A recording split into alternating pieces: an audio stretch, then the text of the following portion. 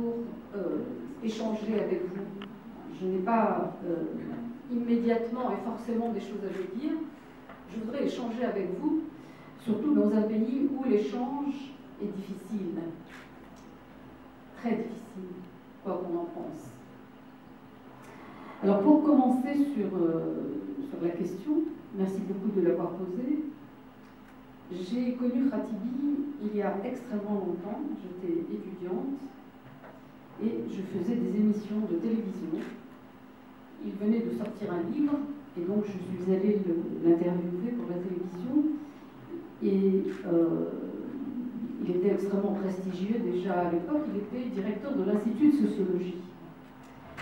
Et donc une espèce de réserve d'une élève, d'une étudiante par rapport à un maître a fait que je n'ai pas eu vraiment, à part ce travail que j'ai fait avec lui, je n'ai pas eu vraiment à le connaître à ce moment-là, mais je suis toujours restée accrochée à son nom parce qu'il a beaucoup publié, il a beaucoup existé, il a beaucoup apporté à ce pays.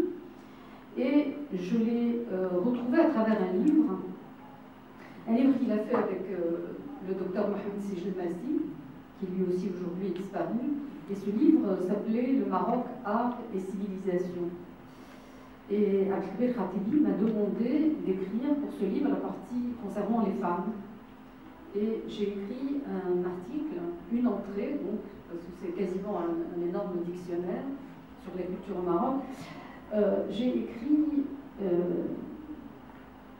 Marocaine, femme soumise, mythe ou réalité.